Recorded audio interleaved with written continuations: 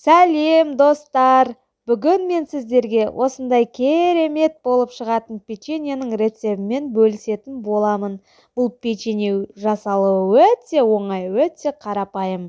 Видеоны соңына дейін қарап, лүпіл басып, және де өз пікірлеріңізді жаза кетіңіздер.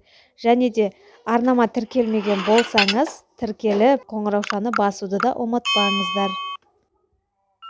Дәл осы рецептпен жасап көріңіздер, және де бұл печенье ғана болмайды, бұдан пряник жасасаңыздар да болады.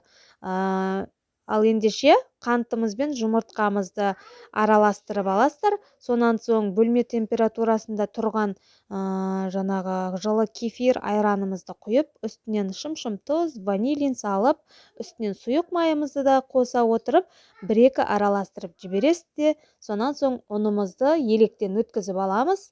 Ұнымызды 2-3 бөліктерге бөле отырып, араластырып, жұмсақ қамыр илеп аласыздар.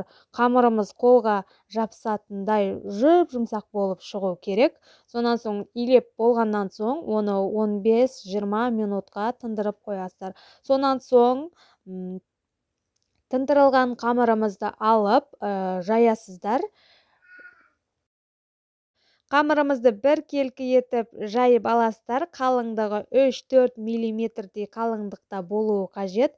Сонан соң жайып болғаннан соң сұйық майымызды бетінен сүркеп біркелкі жағып аласыздар. Сонан соң қантымызды, шекерімізді барлық шетіне сеуіп шығасыздар. Сонан соң оқтаудың көмегімен 1-2 рет қайтара үстінен жайып аласыздар. Шекері төгіліп, түсіп қалмау үшін жайып аласыздар. Сонан соң өзіңіздің қалауыңыз бойынша кесіп аласаңыздар болады.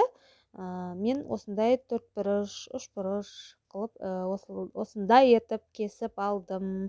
Сонан соң пешімізді қыздырып қоясыздар алдын ала 180 градуста 20-25 минутта табаға теріп пісіріп аласыздар. Пісіп шыққаннан соң балаларға немесе дастарханға ұсына берсеңіздер болады. Астарыңыз дәмді болсын. Видеоны соңына дейін қарағандарыңызға рахмет. Сіздермен болған Салтанат. Келесі видеода кездескенше аман сау болыңыздар.